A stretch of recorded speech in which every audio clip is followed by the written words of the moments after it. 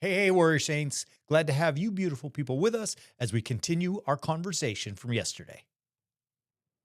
Well, all right, I'll start with this. We were talking about noise earlier. There's so many things vying for our attention, right? Everywhere we go. It's really interesting.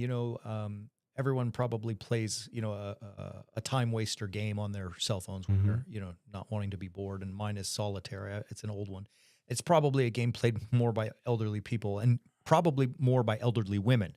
And the reason I say that is because the ads that pop in between are usually for women's products. Like I even get ads for brassieres. I'm like, I know I'm not ripped or anymore, but I don't know if so where's that stuff coming from? But as I watch in between each game, these advertisements, get this, buy this. We're pounded with it, bombarded. And I get lost in it too, right? You know better than anybody on the planet. Hey, ooh, shiny, shiny, shiny. Oh, I chase after it because it's new and inventive and novel. But there's no focus. Yeah. And I think the answer, even in this rambling, I need to focus down and say, focus. And it means we need to really be deliberate, I think, about finding one thing that we do. I've been thinking about that in my life. And for me, if someone says, what's your purpose? If they say to me, what is your job? If they say to me, what do you love? If they say to me, what do you do in your ministry? I want all those questions should have the same answer for me. And they do, is to teach scripture. Mm-hmm. That's it. I love it. It's the only thing I'm good at. I think it's my purpose in life is what God assigned me to do. It's what the priesthood is designed in our Orthodox tradition. That's what it's the first job description, if you will. Teach scripture to the best of my ability. So to have that kind of focus is in some sense freeing because it enables me to cast off all of the stuff that don't connect to that. Mm-hmm. Does that make sense? Yeah.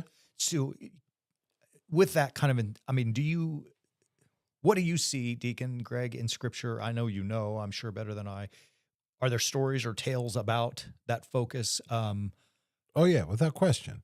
You've got right after the parable of the Good Samaritan, right after talking about the parable of the Good Samaritan and taking care of other people, there's this exchange between Jesus where he enters into a house. There's two sisters there, and as sisters are prone to do,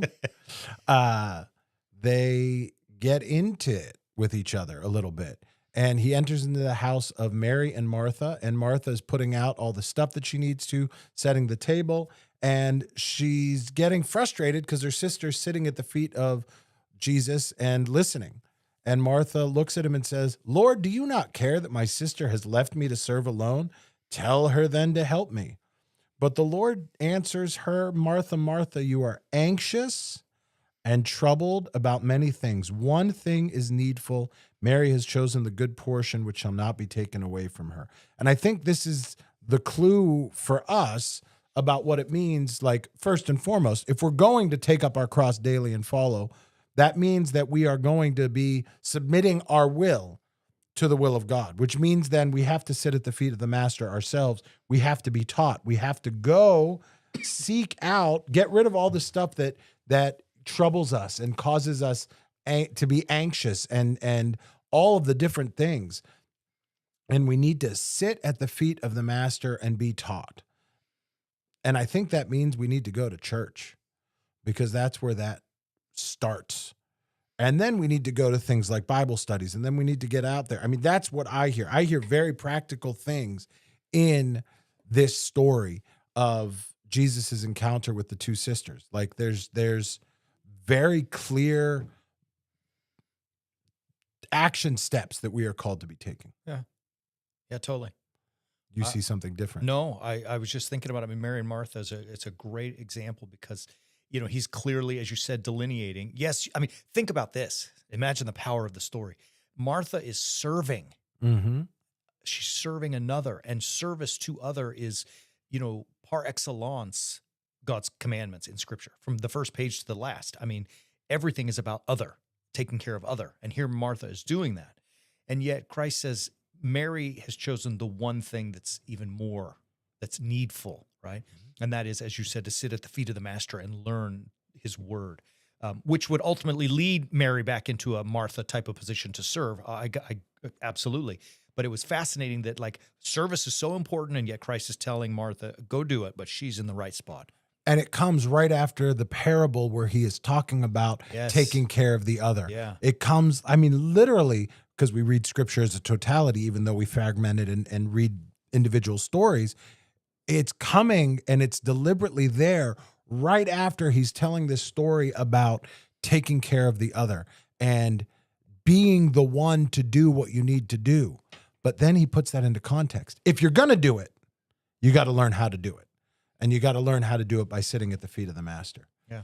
I think it's absolutely fabulous. Like I love this stuff.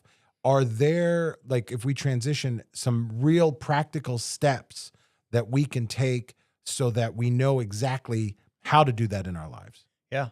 It's good stuff. I think, to your earlier point, I mean, yes, you got to go to church. You got to come study scripture. I mean, we have stuff out there, right? I mean, if people can't make Bible studies, we have all our Understanding the Bible series, it's so easy, it's not easy. It's simple. It's clear. Those things are important. Those things can be done. We have to be done because it's literally us coming to sit at the feet of the master, right? And then I guess to wrap it all up here at this part would be the third chunk is that we have to take some effort to really find our purpose, right? Our focus. Like, as I said, all I do is teach scripture.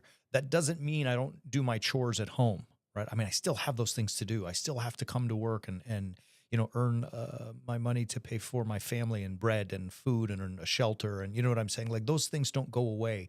I still have to take my car in for service. My kid's got a flat tire. I still had to deal with it, right? But it's now I'm not just chasing a to-do list, nor am I chasing all the emails that other people send to me to create my to-do list, what they want. I'm chasing now when I deliberate. So I focus, I found my passion, and I just go for it full bore. I think that's the answer, is that, be fed at the feet of the master, realize that that's in service to other, and then find your specific purpose and go get it. So yeah, great stuff.